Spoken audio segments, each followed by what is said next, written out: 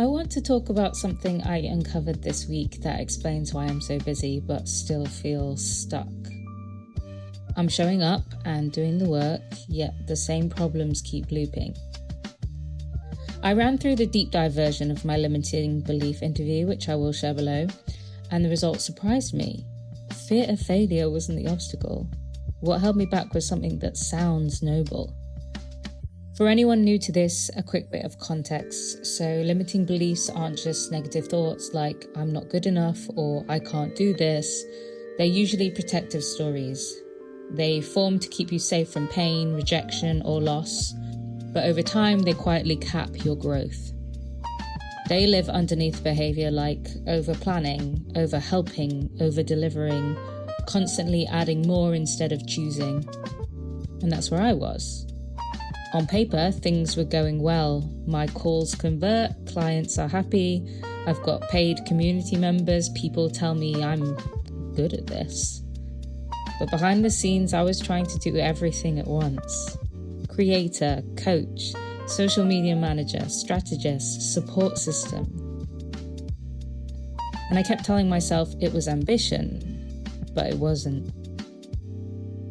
When I sat with the question, what am I afraid of if I fully commit to one lane? The answer came immediately. I'd be letting someone down. Not the audience or the algorithm, actual people, clients, people who trusted me, people I care about. When I kept digging and asked what that would mean about me, the word that came to mind was selfish. I realized I wasn't avoiding focus because I couldn't choose, but that choosing myself felt morally dangerous. This belief wasn't based on evidence. I couldn't recall a single time I'd personally burned a bridge by changing direction. All I had were stories of damage. Families fracturing when people left, and friends talking about being abandoned. My nervous system made a rule: never be the person who leaves. Yet staying half present, stretched and exhausted can be worse than leaving honestly. When you grow up equating self-prioritization with fucking hell. Guys, I can't read this word. I'm not cutting it out. This staying in. When you grow up equating self-prioritization with severing ties, you don't walk away. Nailed it. You add more plates, stay busy, keep everyone happy, and delay the moment your ability gets tested.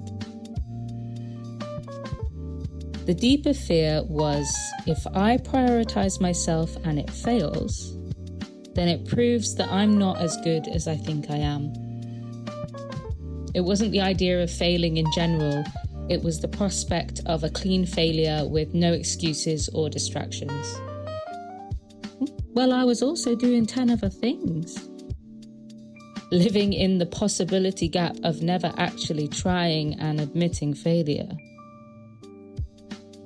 Holding on to that belief sapped my time and attention because I kept trying to perfect things with AI instead of practicing in real life. It slowed my growth because I could have monetized sooner, and it eroded my self-trust because I wasn't taking the actions that would disprove that belief. I realized the sense of being stuck was self-made. I was shielding my identity. Here's the reframe I'm working with now, and perhaps it resonates with you. Sometimes staying comes from fear rather than loyalty. Sometimes leaving is an honest act rather than a selfish one. Focusing is about choosing deliberately rather than hiding in busyness, and doesn't have to mean abandoning anyone. For these 21 days, my primary lane is me. There will be no heroics or over-functioning, not forever or dramatically, just long enough to gather real evidence. So, key takeaways. If you're always busy but never focused, Consider what you're avoiding discovering. Fear of failure often hides behind fear of disappointing others. You dismantled beliefs by running contained experiments, not by thinking about them. If this resonates and you suspect you're doing the same, or maybe there's some limiting beliefs you'd like to uncover, I'm going to share my precise interview process, and I use it every time I feel stuck. It's not about affirmations or mindset fluff, although there are affirmations and mindset shifts. But anyway, it's a series of questions that uncover what's driving your behavior. If you'd like to try it yourself, it's in the description.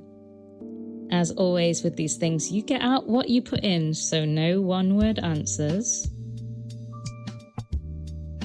You don't need anyone's permission to choose yourself, and you don't have to burn everything down.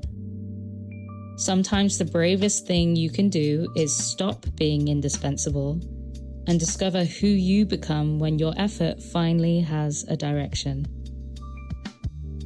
I'll see you tomorrow for day 5.